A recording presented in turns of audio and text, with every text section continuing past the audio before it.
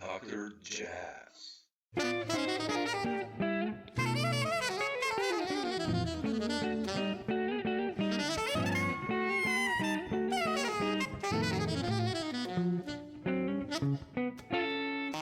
Appreciate it. And thank you for the Jazz. invitation. Thank you You so know, much.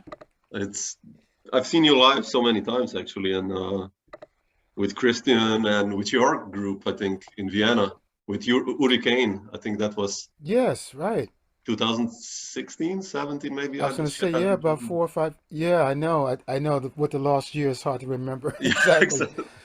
But yeah, you're right. That was It was a burning uh, band with Ulysses, I think, on drums. Oh, I think he was on drums.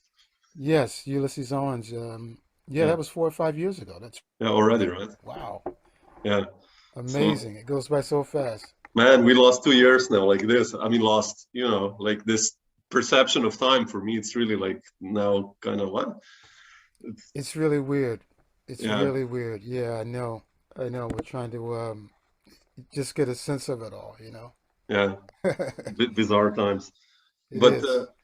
I wanted to start with this, but I listened a lot lately to the McBride, Christian McBride record live at the Village Vanguard, where Mm-hmm. you also burned some amazing stuff on it, and uh, it's a killer band. It sounds like really a fun group. And I wanted to ask you, like, I mean, I know you did like kind of Brown and plenty of other stuff with Christian, but like, when does your story with him begin, and how is it like to playing in this group Inside Straight? I mean, it sounds amazing.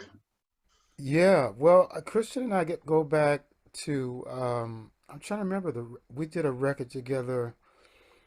I can't remember if it was a Crisscross record or if it was the Joe Henderson big band Mm, record. It goes back to the '90s.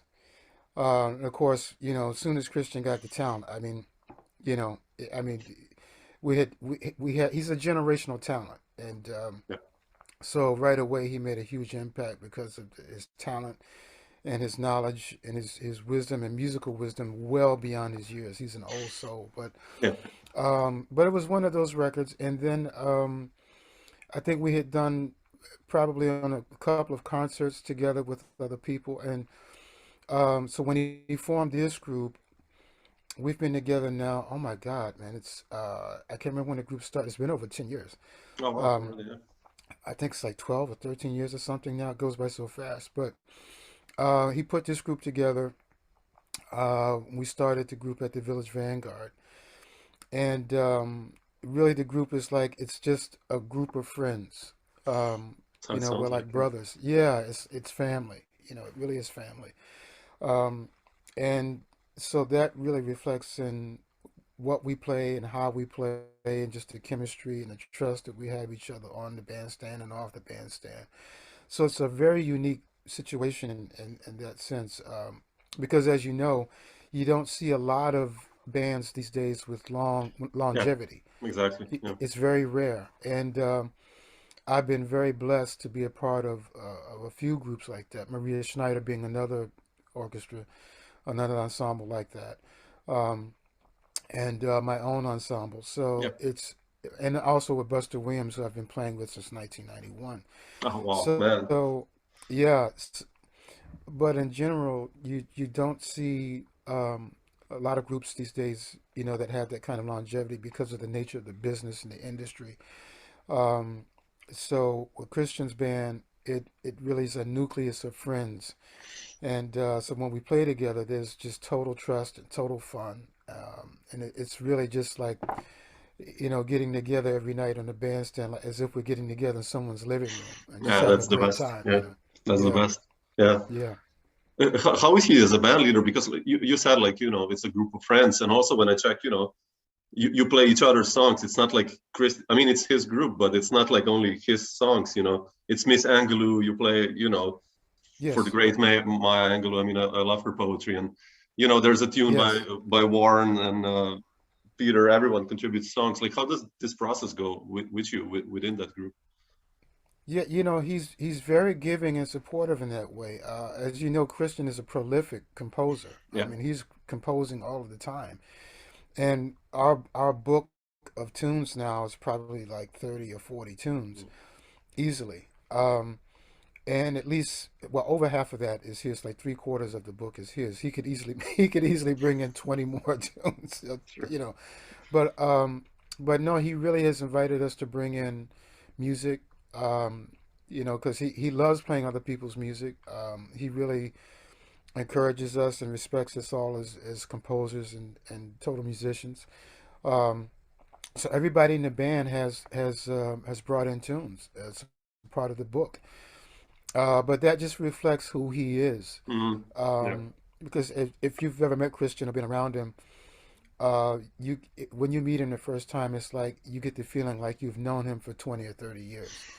Because he's just a very warm, open, inviting soul, and that's really the way he plays music. That's the way he Yeah. leads the band. He just brings everyone in, and when we're performing, whether it's a small club like the Village Vanguard or whether it's a big hall, he invites the audience. He brings Yeah. the audience Yeah. into the music, you know. So you really leave the experience with something that's going to last you for a long time, if not for a lifetime. Yeah. That's beautifully put. Yeah. I mean, yeah. I just wanted to hear. I mean, I got this impression when I listened to the album. It's there's this joy. All that. I mean, anyway, with his music, it's this joy present. Yes, Somehow he yes. has that spirit or whatever you want to call it. But yeah. Oh yeah, man. Christian is all about having a good time, in the deepest way. I mean, he really loves connecting with people.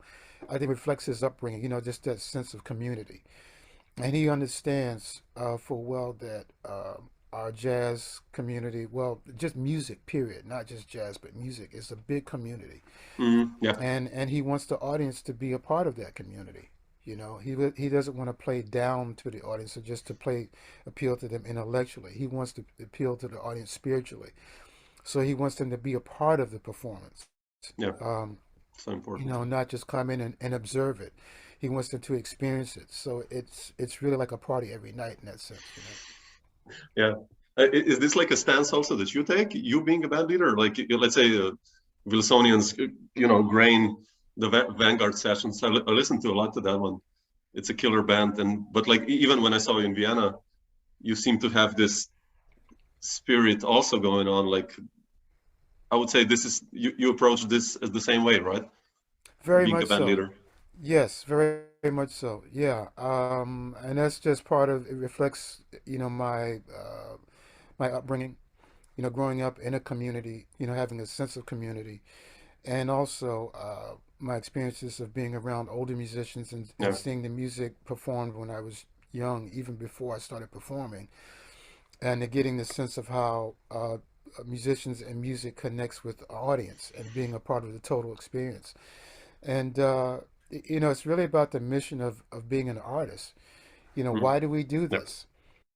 You know, uh, and all of the people that I've played with, I should say most of the people I've played with, the vast majority of band leaders, musicians, including people like Dave Holland and Chick Corea and Buster Williams and Mulgrew Miller, so many Yeah. others. Um, the music uplifts the spirit, the human spirit. So we really are on a mission to try to uplift humanity when we're performing. We're not just playing to appeal to the intellectual component. Yeah. Of course, that's important too, but it's more important to appeal to and to uplift the spirit of people. Because we're a world community, man. So we want to try to make it better. Every time we have an opportunity to perform, we have an opportunity to add something to humanity.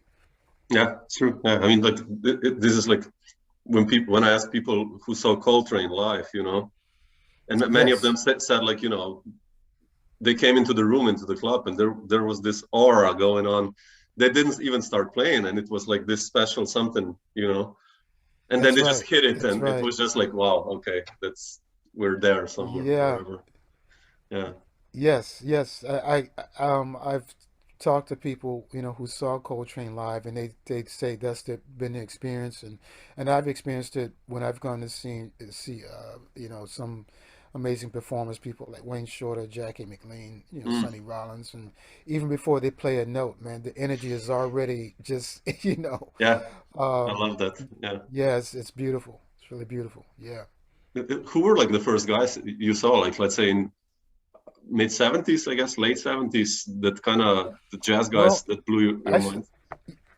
yeah, actually late 60s. When I 60s was, already. Oh, wow, really? yeah, when I was like 8, 9 years Wow.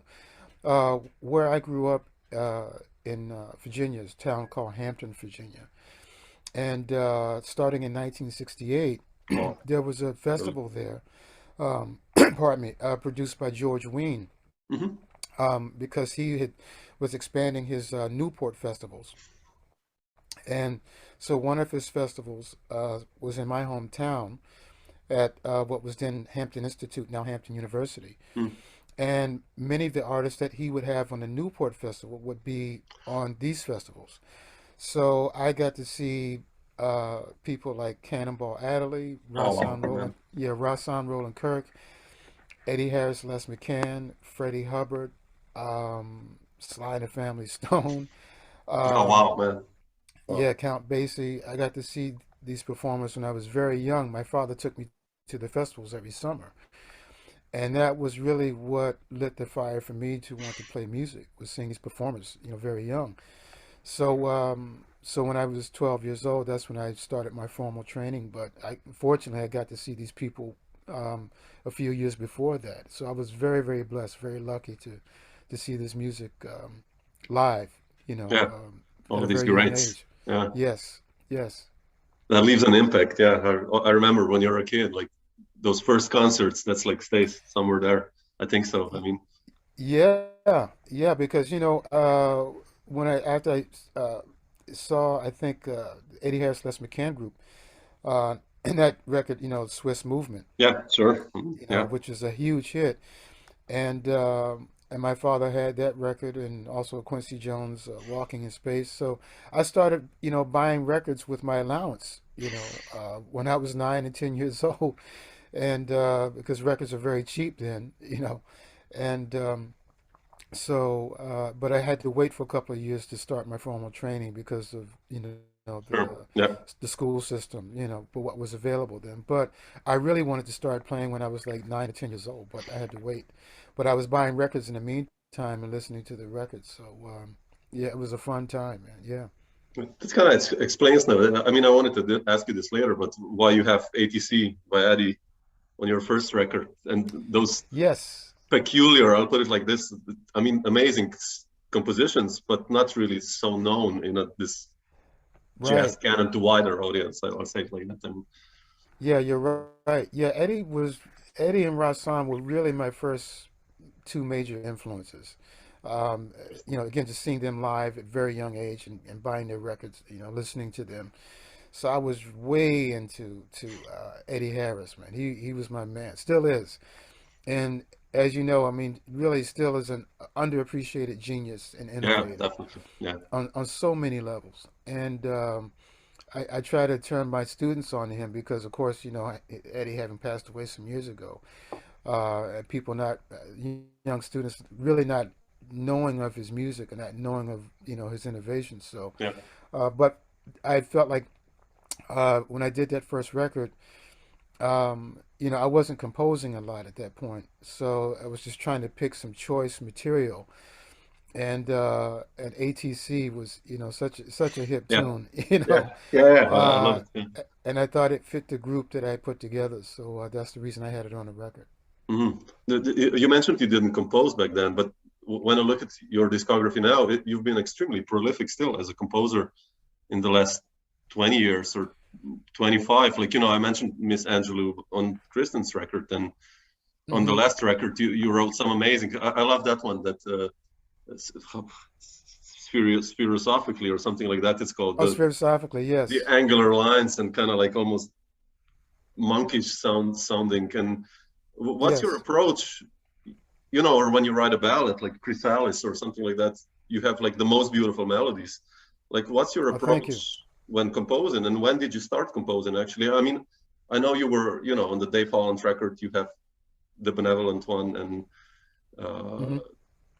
I mean, like, how does your story with composing begin, and what's your approach there usually when you start doing it? Yeah, well, it's been a slow evolution for me. I started writing a few years before I moved to New York, Okay. but not a lot. But after I moved to New York and having the chance to work with so many amazing composers, I really, it started to inform me a lot more as a composer. Yeah. Of course, Ralph Peterson being a major influence. When I started working with him and his band, because Ralph wrote all the time, and just seeing how he approached his compositions with unusual forms and symmetry, and also people like Michelle Rosewoman Hmm. um, and Mulgrew Miller. So I started learning a lot from the people that I was working with. Buster Williams is another one, who's another prolific composer. Yeah. But my when I first started composing, I was so enamored with chords and chord changes and chord progressions and just how they would move. Um, but I didn't really understand the concept of melody Mm. until a few years later. Just understanding how melody can drive compositions.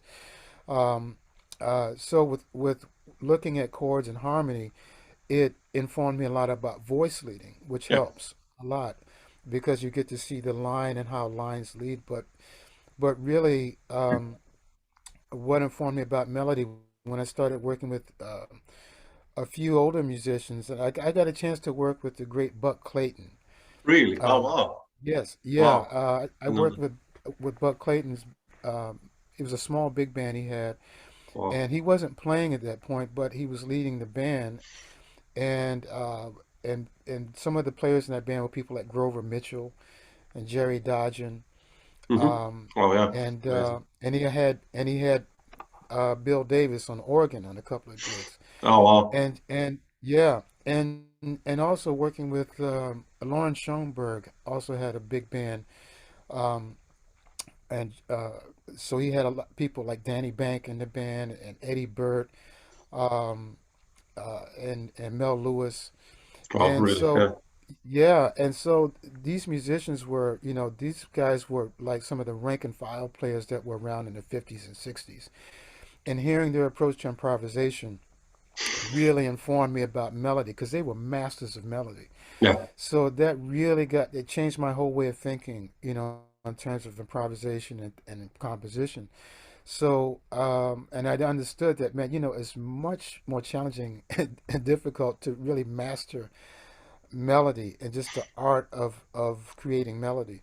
Yeah. So that really changed my approach to composition, and so now it evolved to my composition approaching it more from a melodic standpoint. Yeah. That's what I seem to Yeah, hear now. Yeah. Yeah. yeah. So later on, even pieces like Miss Angelou and pieces like Chrysalis, um, and even spherosophically is Hmm. driven by melody, Yeah. So not that I'm still not fascinated by harmony, of course, but I try to let the melody determine where it's going to go, and so that's really helped me a lot as a composer. Mm. Yeah. Because I mean, melodies, like even if you take any standard, it's all about the Yes, melody, right? I mean, it was, of course, lyrics contributed to yes, that, but it's all about the melody, even if it's like really heavy harmony beneath. It's still. yeah, exactly. And so when I started teaching at City College 9 years ago, Mm. Oh. um, uh, they charged me with teaching a repertory course, like a repertoire. Um, and that whole course is about memorizing tunes, looking at tunes, analyzing them, understanding the background, where the tunes came from. Is it an American songbook standard? Is it a jazz standard? Mm. You know, so we look at compositions, melodically, from the harmonically. Harmonically, yeah. Yeah, and so when you study these tunes, the tunes of like Gershwin, Cole Porter, or Horace Silver, you understand how these guys were masters of melody, and so it's really about, and you find that the melody often drives the harmony, so that also has deepened my understanding of melody. So So really, it's been an evolution. It's still evolving, but that's been basically, in the shorthand, my evolutionary process in terms of Interesting. compositions. Yeah, Yeah, yeah, yeah. That's why yeah, I wanted to ask you this because when I listen to these later albums, it's really like you take a ballad and it's just like, man, that's so beautiful. It's just like a couple of notes, but these notes are so strong and that's it's so powerful. It way more than some tons of notes or whatever. It can be powerful as well, of course, but right, right. Yeah, well, I like that. it's what I've found is that it's much more. Well, let's put it this way. For me, even from an improvisational standpoint, but I think from a compositional standpoint, what is the essence of what you're trying to say? What's Yeah, the story? And so like you're talking about the Great American Songbook, with lyrics, because they were telling stories, and we talk about that also in my class. So and part of the deal with some of the classwork we do is that they have to memorize the lyrics. They have to know the yeah, lyrics as well as yeah. the melodies. You know, so but yeah, with compositions, what am I trying to say? What's the essence of the story? So I really try to let the composition, or try to let the improvisation be an extension of the compositions. Yeah. So that has really helped to inform me as a musician. Rather than to say, well, what scales fit over what chords and all of that. Exactly. I mean, that's a useful tool, but that's not the end game. These are just tools to help us get from point A to point B. Yeah, I agree. Yeah. But Steve, I wanted to ask you, you mentioned when you moved to New York, uh, when you were like 25 or something like that, when you Yeah, moved to New from York, yeah. how was this, if you remember that? I mean, it's a long time ago now. How was that initial feeling when you moved to New York, and what was it like for you establishing a network and started Oh gigging? man. I mean, you remember those first gigs and first Oh connections? yeah, very much so. Yeah. Well, I was lucky because I knew some people when I moved here because I would take periodic trips to New York, come up and hang out for a couple of days, like for a couple of years. And then actually I joined the band OTB out of the Oh blue. yeah, okay. Oh yeah, sure. Yeah, I joined that band in 1986 because I had met Kenny Garrett a few years before when Kenny was touring with a Broadway show called Sophisticated Ladies. And when they came through Virginia, I was in the pit, got hired to play in the orchestra, and Kenny was playing lead alto. Oh, well. And that's where we met, and we stayed connected. And so when he left the band, he called me and asked if I wanted to, would I be interested in joining the band or subbing on a few gigs, because he was off to join Art Blakey and Art, then yeah. Miles Davis, right? So I joined the band in '86, and that was a year before I moved to New York. So that's where I got to That's meet good those then. Yeah. guys. Yeah, so that's where I got to meet Ralph Peterson and Ralph Bowen and uh, Mike Mossman and all the guys in that band. And so that allowed me to take trips to New York when we were doing gigs and meet other musicians. And I played with other musicians who were coming through Virginia, people like Frank Foster, Yeah. John Hicks, Wallace Roney. Mm. So I got to meet, and Joe Henderson. I got to meet these Oh, people, really? and Oh, man. yeah, yeah. So I got to play with those folks before I moved to New York, actually.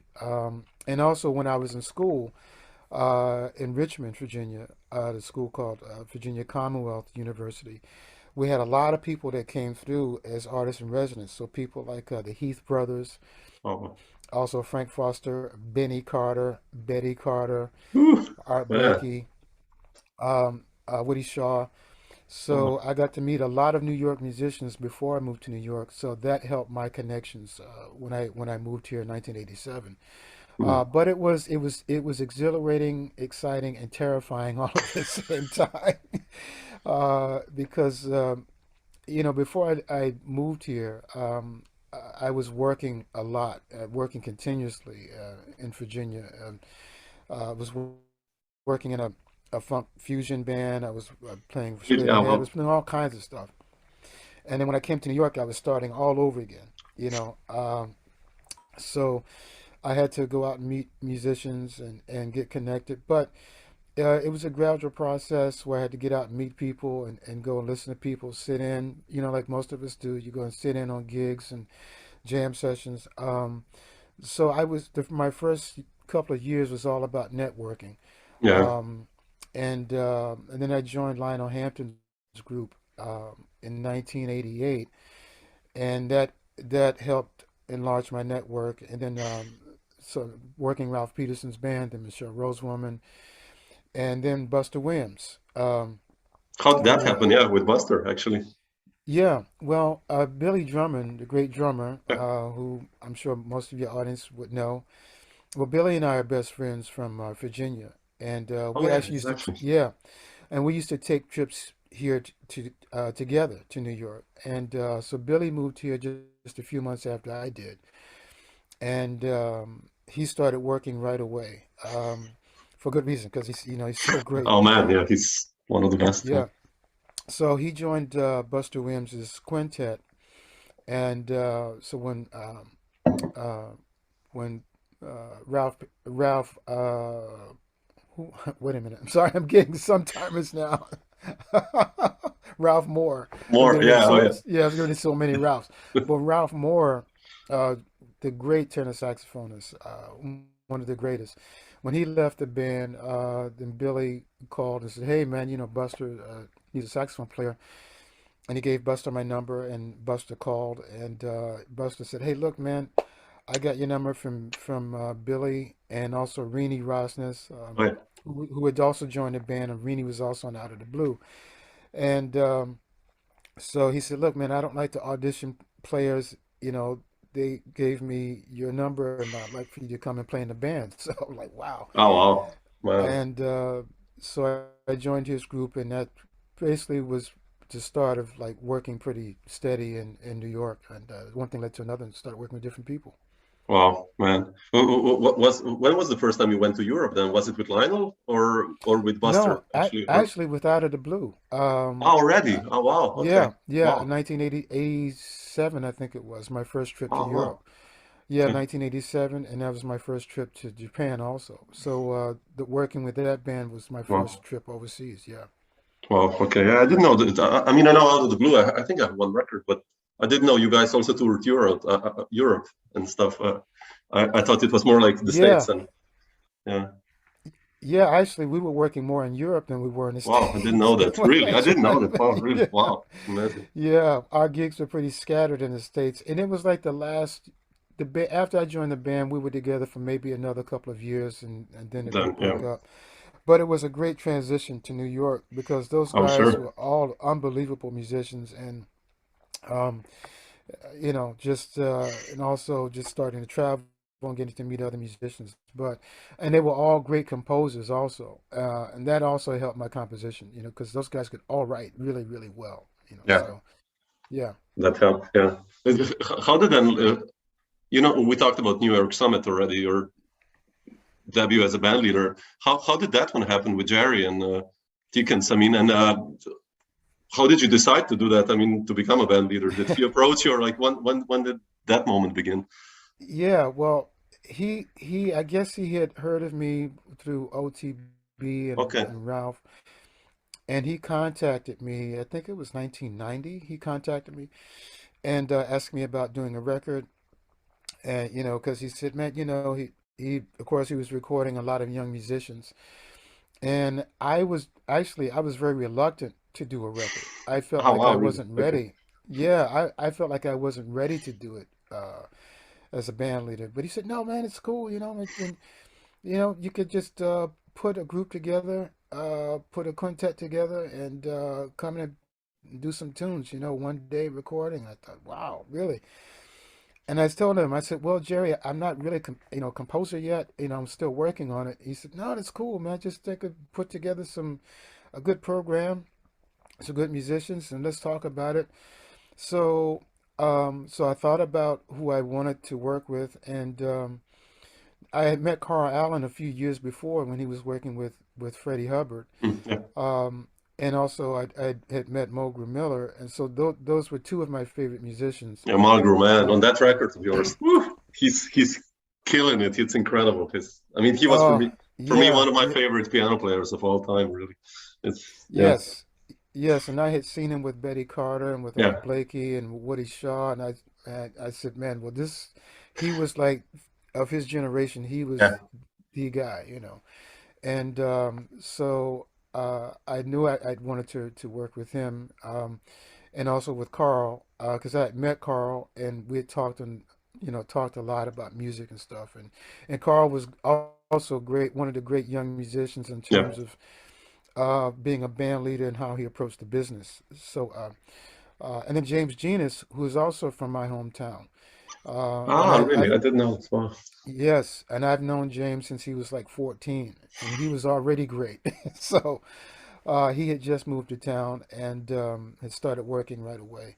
Yeah, And then we decided on Tom Williams, who's a great trumpet player, yeah, not based in New York, but had toured with the Duke Ellington Orchestra and had a great reputation. And Jerry knew of him. So, and I actually had asked Jerry, I said, Jerry, how about if we just do it as a sort of a co-op record, And that's where the name New York Summit came Summit. from. Okay. And he said, well, man, no, you'll be the leader. Like, okay, so I was the reluctant band leader, really. But I just put a program together, and like I wanted to do a program of great jazz tunes, but tunes that other people didn't play a lot. So that's where ATC came from, and also Freedom Sound And from the Crusaders. yeah, the Bobby Uh, Timmons tune. I love that one. Yeah, yeah, that's right, such a yeah, cool tune. Yeah, yeah, right. The Bobby Timmons tune, "Damned If I Know," yeah, and I think we had one from Ted Curson in there yeah, yeah, also. yeah, So the yeah, blues. So I just tried to put together a program. I thought of great tunes that you didn't hear a lot.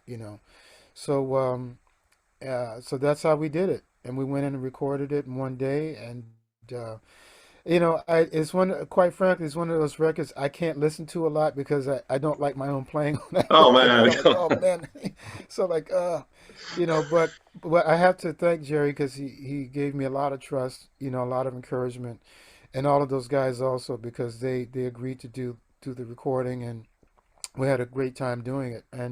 But it also started a long-term relationship with all of those musicians. Yeah, So I've been very grateful for that opportunity.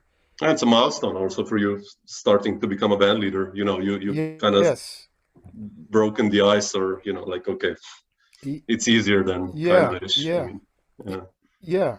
And then I ended up doing 4 records for Jerry, yeah, and I felt like each record got progressively better.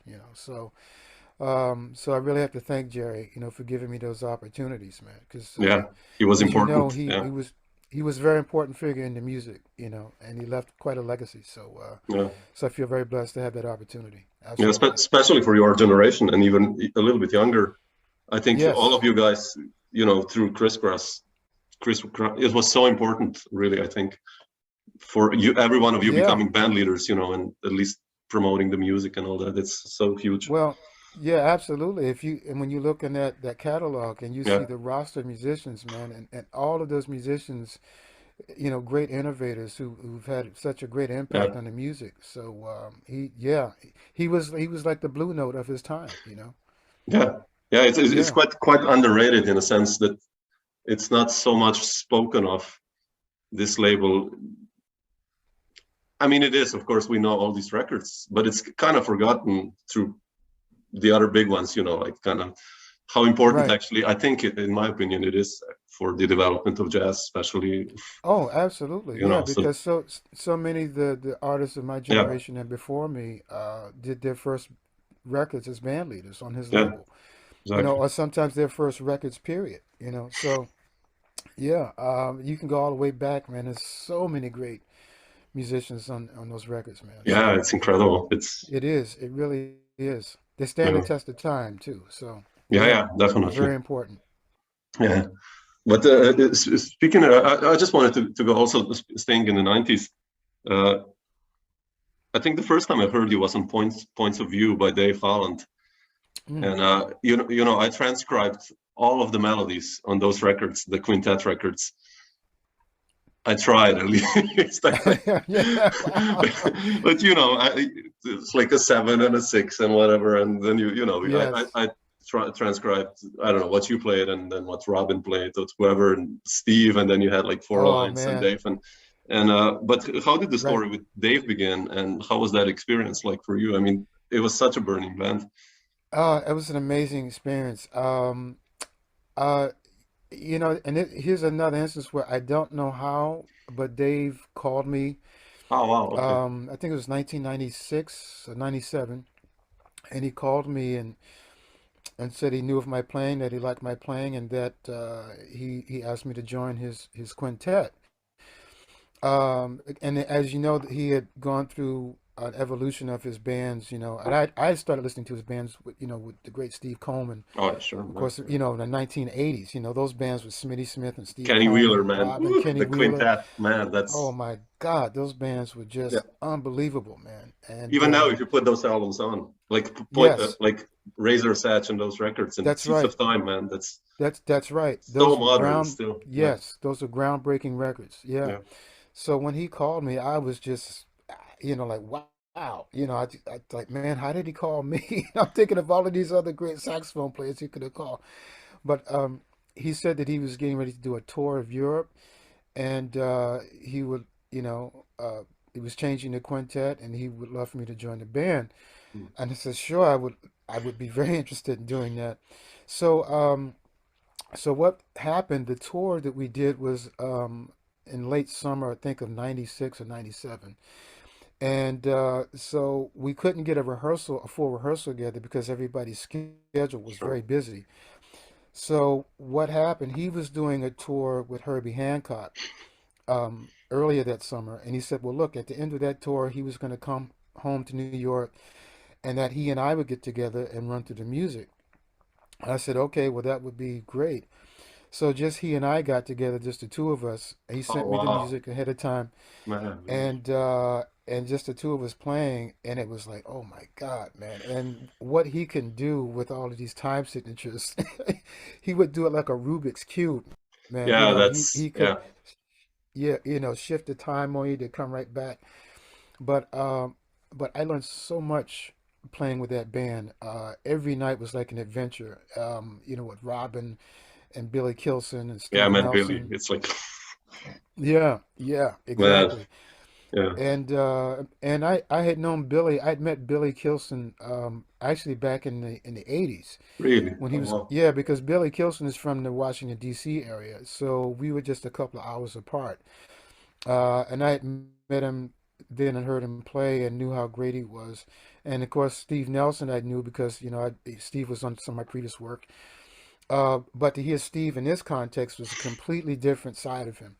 So working that band and touring that band for a couple of years was really just one of it. Just man, it really opened me up musically, and every night was an adventure because Dave wanted you to bring in all of your influences. He Yeah, didn't mind he didn't care about your style or where you came from or what. He just wanted you to bring everything, and also he's very open to bringing in compositions from the other band members. So yeah, he invited me to bring in music, and so working with those guys really expanded me musically, man. Just in terms of working in different time signatures and concepts, and it was just totally free and open, and they would just push you to stretch every night.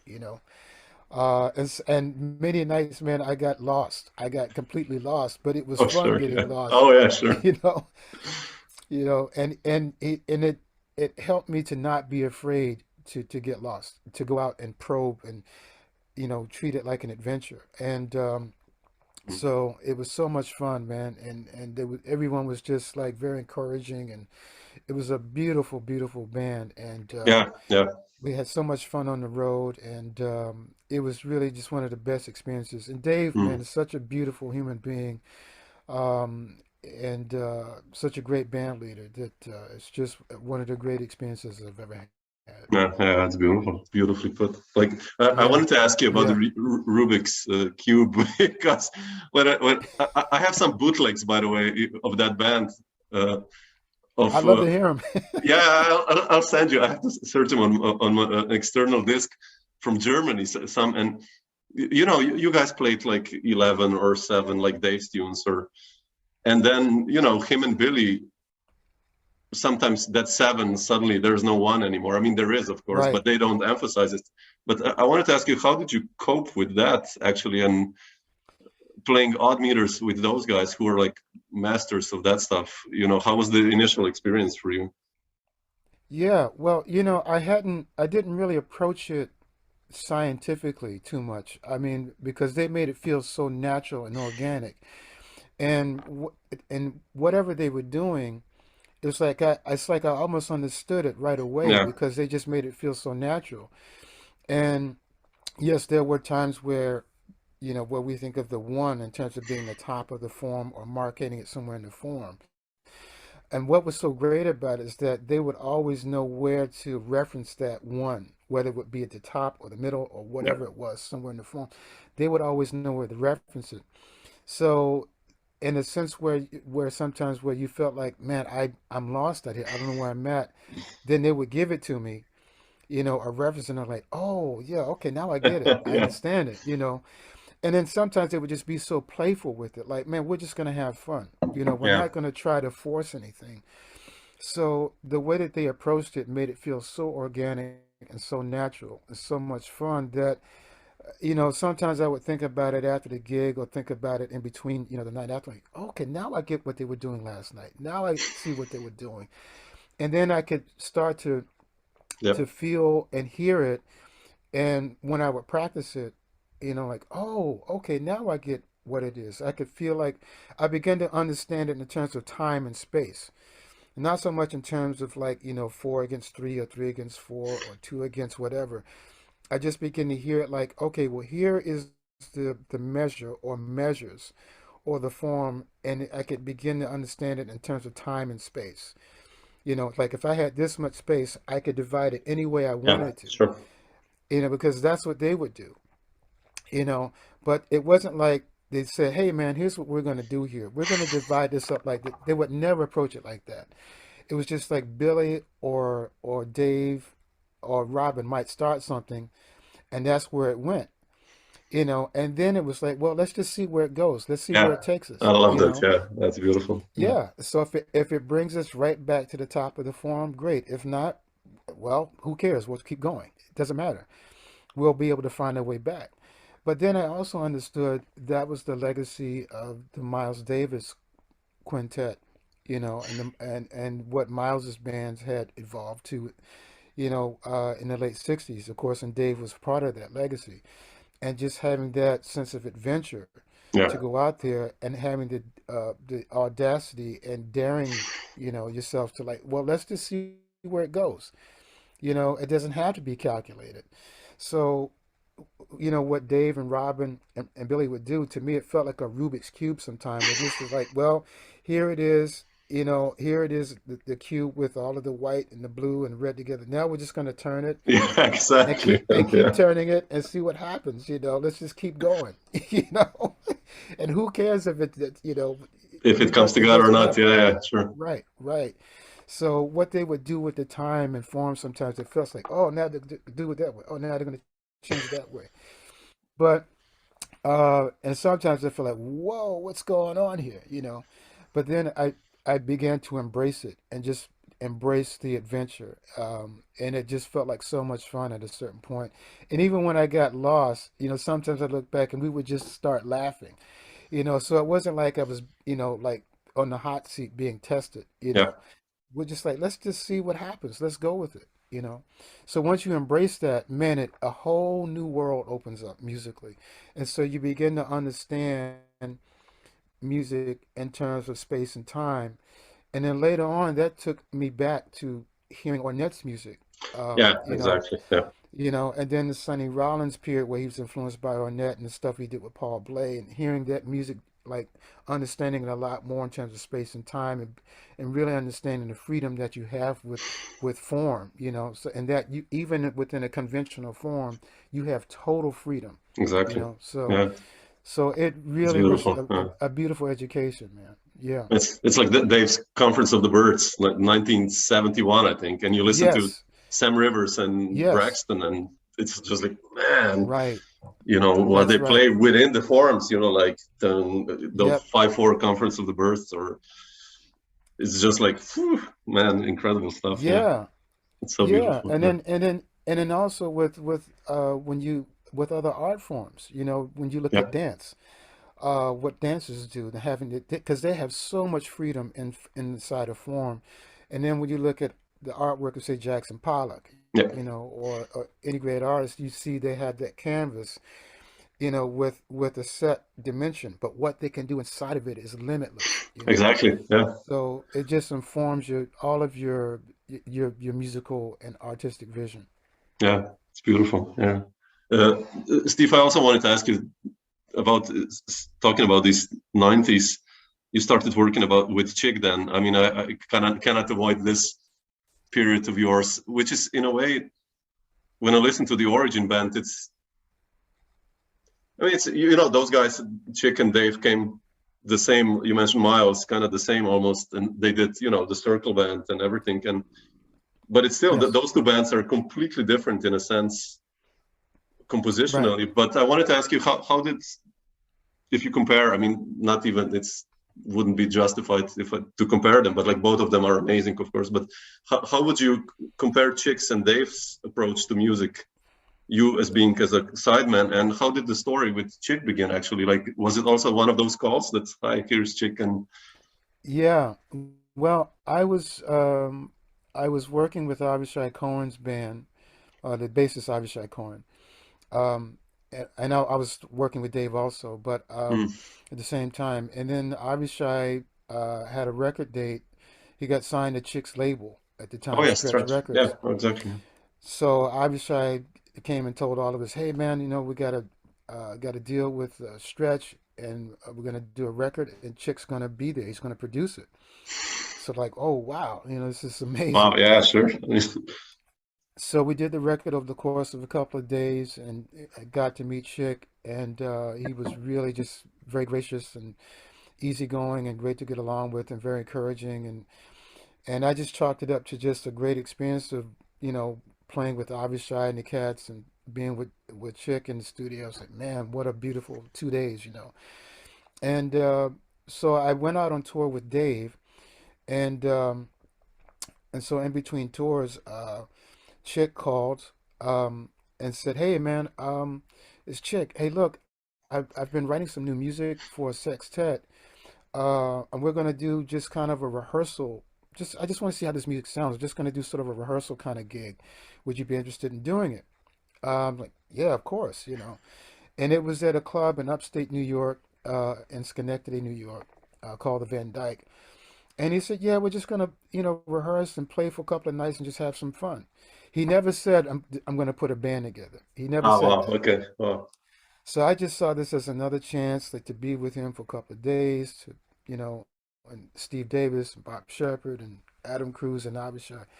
So we rehearsed for a couple of days, and then we played 2 nights up there, and we had a ball, man. We just had such a blast. And then after the second night, he says, "Hey guys, so look, this is the new band," and we were all like, "What? oh man, What?" And so the first thought I had was like, well, man, but I'm working with Dave Holland's band, and I love working with Dave. So I went to Chick and I said, "Hey, Chick, I thank you so much, man. I really appreciate this. Just to let you know, I'm working with Dave Holland's group, and I know he's touring a lot, and I just want to know, you know, will I be able to do both?" And he said, "Well, we're gonna be working a lot. I've already told my agents to start booking a band. If we've already got this," and I was like, "Oh no." So I actually didn't make the decision right away. I went home and I sat on this for about 3 weeks, and I was like, man, I was so torn because I love Dave so much, man, and his band, and not just musically but personally. And so my manager was like, "Come on, Steve, you got to make a decision." I'm like, "No, I don't want to decide. man, I that's a love this tough guy. one. No, Chick like, Corea and Dave Holland, man, yeah, what's it like, like? And then of course, knowing their relationship musically, what Yeah. they've done together, their history. But finally, I decided like, okay, well, I'm gonna go with Chick, and I really hated making a decision, but I called Dave and said, Dave, man, I really hate to make this call, man, but Chick has invited me to join his band. And Dave was very gracious, man. He said, Mm. Steve, no problem, man. It's been great. Man, God bless you. Have a great time. And then of course, Chris Potter joined Dave's Which band, and leaped his career. Yeah, yeah, and the exactly. rest is history. Those guys Exactly. went on to just, they shook up the world, man. Yeah, they did. And they became one of my favorite bands ever, and Yeah, still mine are. too. Yeah, yeah. Yeah. And but anyway, so that's how it happened with me joining, you know, Chicks. Chick's band. Yeah, I was literally in tears having to leave Dave, man. I loved him so much. But but anyway, I went on to join Chick's group, and we had a great run for about 3 years. But in a sense, they are alike in terms of Chick put no limits in terms of style or concept. He wanted you to bring everything, Also, and I, yeah.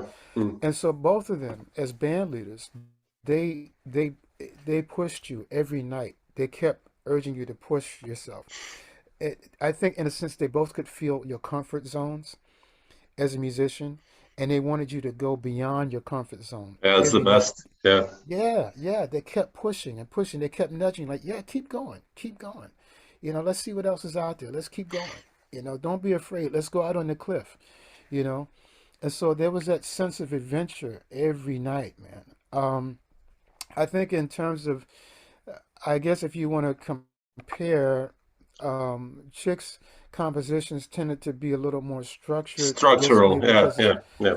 yeah, just in terms of his orchestration and how he would approach orchestration, because it was a different group. Yeah, the spirit of the music is completely different. Yeah, yeah. Yeah, yeah, but in hearing Dave's music from Seeds of Time and all of that, I mean, he also had great structure in those Oh yeah, sure. compositions. So, but I think it's more just hearing their personal sounds, but certainly there was so many common threads because of that sense of adventure and that sense of let's see what's out there. Let's see what we can do every night. Let's challenge ourselves. Let's not just phone it in. And Yeah, with both of those guys, even by time in the 90s, they could have both said, you know what? We've done so much in music, man. We don't need to do anymore. you know, yeah. It's but amazing that they kept going. Yeah, it's they kept incredible. going. Yeah, Dave they is still. kept I mean, he's so active still. Like still, it's yeah, still, man. Yeah. incredible. And so they would challenge themselves and challenge each other. And so that was so inspiring, because obviously they were two of my idols, two Sure. of our idols, man. And every night working with Dave, I remember standing on the side, sometimes, and man, I'm working with Dave Holland. You got to be Yeah, kidding man. me. I'm That's working with yeah, Dave Holland. And then the same thing with Chick, like, man, I'm working with Chick. So it was just a beautiful experience, man, with both of those guys. But in terms of compositionally, they both had a lot of common threads. yeah, Um, sure. I think Chick, I think to me, Chick would approach his music in terms of his compositions, in terms of for the sextet particularly. You could hear the inspirations that he would get from, say, Bartok and Yeah, yeah, Ellington, yeah. and so the more large context, large ensemble writing. And I think Dave kept evolving to that also, in his later bands with the octet and big Yeah, the big bands. band. Man, Yeah, yeah. his writing kept evolving, man. The It's big like, band. wow. Yeah, that's killing. Yeah, That's it killing. is. Yeah. It is. So it's been really amazing to experience both of these guys in present tense as they are evolving as composers and artists. Yeah. Yeah. Oh, yeah, it's beautiful to hear that, man. Thanks for sharing some of these thoughts, Steve. Sure, I, sure. just to end, not to take more of your time, I just wanted to ask you, like, we also talked about composing and mentioning all these amazing musicians you work with, but like, are you preparing also something new now? Like, are you writing some new stuff, or is something been recording lately, or what's the process there as you as a band leader? I mean, Yeah, well, frankly, these last couple of years with the whole COVID thing, yeah, it's it's been very challenging. So I haven't been writing a lot, but I'm going to start writing again. I've got this band called the Analog Band, Oh, and with Willie Jones III on oh, drums, super. Corcoran Holt on bass, and Ray Angry on keyboards. Oh, wow. And it's a project that I did a few years ago. Um, and it's a different kind of project. It's more of a, I guess, if you want to call it, you could say it's a soul jazz sort of project. But this boutique label came to me a few years ago, JMI Records, and they said, "Hey, look, man, we have these projects we do. We kind of have these sort of popish tunes or singer-songwriter like tunes, and we're going to give these tunes to you, and you can arrange them, do anything you want, Hmm. and we're going to record it like total analog, so like Oh, like wow. old school, like the tape, and then Beautiful. we're Yeah. going to put it on LP, no digital anything." Like, really? So we did that.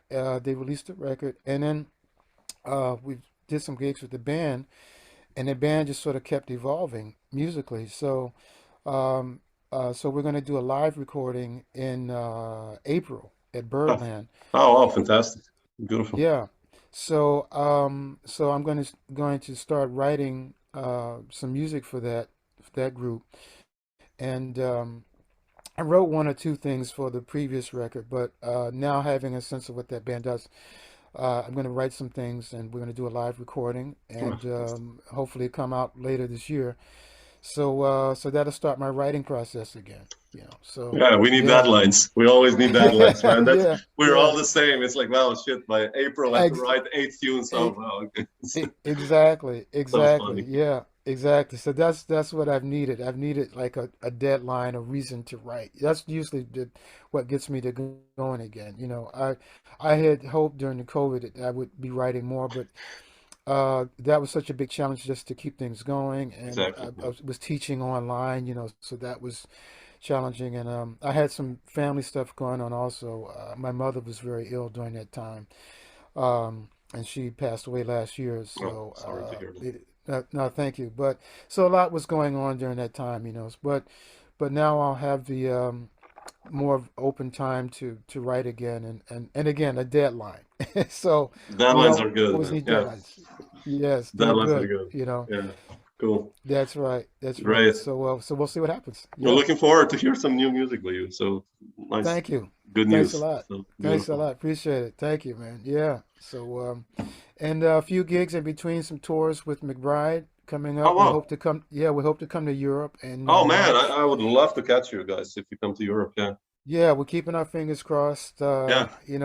We're supposed to come to Europe with Maria Schneider, but that was canceled. We are supposed to Yeah, come you there. were supposed to play in Ljubljana actually with Maria in Slovenia, in Yes, my yes, country. Like, yeah. yes. Yeah, but Yeah, it's yeah, canceled. Yeah, I man. saw that. It's COVID. Yeah. Yeah, yeah. So we hope that the Europe stuff will come back. So we miss it. Yeah, We miss sure. I being mean, there. Yeah, it's yeah. tough, but it It will. is Come tough. on, it will. Yeah, it will. It will. It'll So normalize. yeah, yeah. So we're optimistic in terms of what's ahead of us. Super. Yeah. Cool, Steve. Thanks so much. I'm Hey, thank not you. take more of your time. Thanks for sharing Thank some of no, these thoughts. thank And thank you for inviting me, man, and hope we meet in person yeah, sometime. And definitely. I'll grab you by the yeah, sleeve and we'll talk. So please, please, and I'd love to do this again if the opportunity presents. thank you. Okay.